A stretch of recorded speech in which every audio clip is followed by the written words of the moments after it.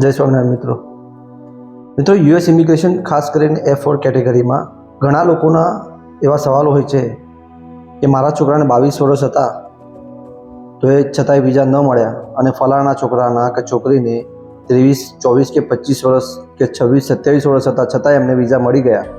તો મિત્રો અમારું એક ખાસ કારણ છે કે તમે જે વખતે તમારી પિટિશન ફાઇલ થઈ હોય અને એ જ પિટિશન જે વખતે અપ્રૂવ થઈ હોય એ બંને વચ્ચેનો ગાળો એ પછી 6 મહિના બી હોય, 12 મહિના બી હોય, 2 વર્ષ બી હોય કે 4 વર્ષ બી હોઈ શકે.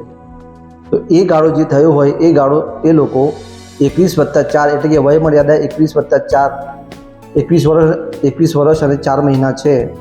તો એ ઉપરાંત જે બી ગાળો વચ્ચે થયો હોય એ ગાળો એ લોકો મજરે આપે છે.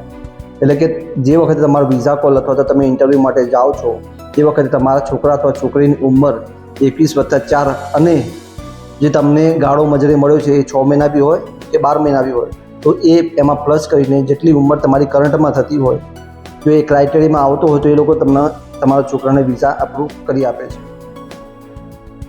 એટલે કે દાખલા તરીકે તમારી ફાઇલ પિટિશન 1/1/2010ના રોજ થઈ છે અને એ જ ફાઇલ અપ્રૂવ 31/12/2014ના રોજ અપ્રૂવ થઈ છે તો એ વચ્ચેનો ગાળો 4 વર્ષનો થયો.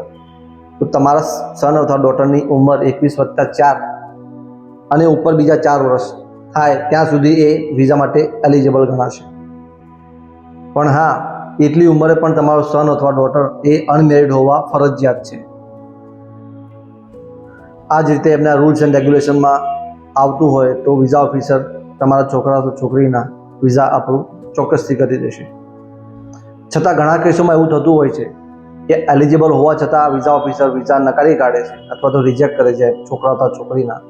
તો મધર ફાધર યુએસમાં એન્ટ્રી થયા પછી ત્યાંના ઇમિગ્રેશન લોયર રોકીને એમના થ્રુ અપીલ કરી શકે છે અને એ અપીલ માન્ય ગણાશે. અને એ અપીલની પ્રોસેસ પૂરી થયા બાદ વિઝા ઓફિસર અને યુએસ ઇમિગ્રેશન ડિપાર્ટમેન્ટ તમારા સન અથવા ડોટરને વિઝા અપ્રૂવ કરી આપશે. મિત્રો, મારી આ માહિતી તમને ગમી હોય તો તમે મારા પેજને લાઈક અને શેર અને ફોલો જરૂરથી કરજો. અને છતાંય કંઈ સમજણ ના પડી હોય અને જાણવું હોય તો તમે મને કોન્ટેક્ટ જરૂરથી કરી શકો છો. જય સ્વામિનારાયણ મિત્રો.